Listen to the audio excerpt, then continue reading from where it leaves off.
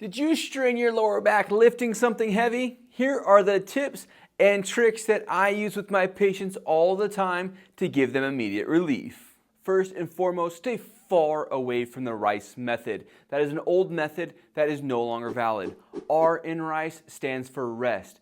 Believe it or not, the more you rest, the longer the healing process. You want to find activities or exercises that are not painful, like walking. Or I'm going to give you 4 exercises at the end of this video that I give to my patients all the time that give them a ton of relief. The I in R.I.C.E stands for icing.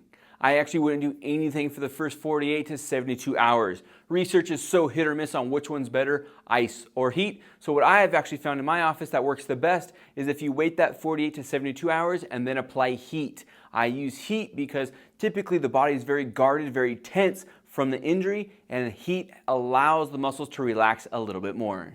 The C stands for compression. Do not wear a back brace when you hurt your lower back. You're actually going to make yourself a little more fragile and at a higher risk for another back injury. That brace is doing what your core should be doing. This exercise program I'm about to show you is going to teach you how to use that core into brace so that you don't hurt your back when you lift heavy things again. The E in R.I.C.E stands for elevate. You can't elevate your lower back. What that E should actually stand for is exercise.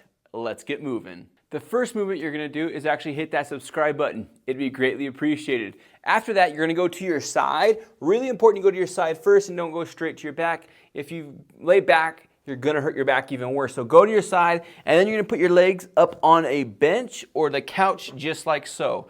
Just by laying in this position, it should already give you some relief. You're going to use a weight on your stomach and your thumbs and your back. And you're going to try to just breathe into all 3 points. Both thumbs and into the weight. Let it out. You can do 10 reps just like that. Believe it or not, this is actually how your core is supposed to brace when you lift something heavy. So I want you to get very comfortable with this movement of trying to push out against your thumbs and the weight to teach you how to really brace that core. After doing 10 reps of that, what you're going to do is you're going to place your tips of your fingers on your hip bones right here in the front of your pelvis. Hold those hip bones, breathe in to the weight and your thumbs and lift one leg. You should feel no shifting underneath your fingers.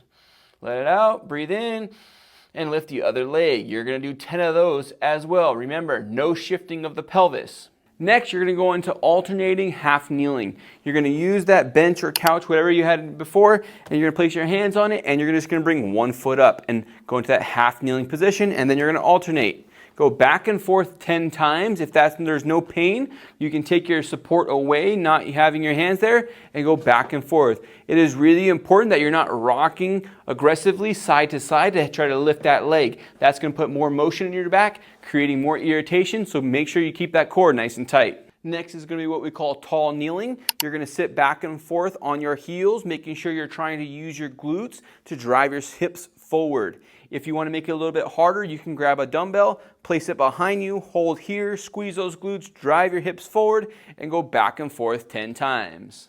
The last exercise is going to be a modified reverse lunge.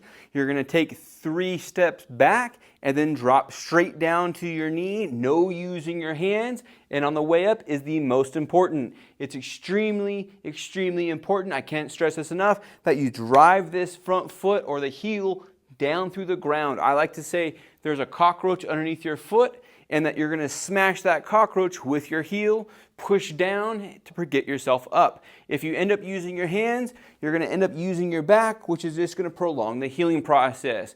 Use those legs to come up off the ground. Those are the tips and tricks that I love to use with my patients.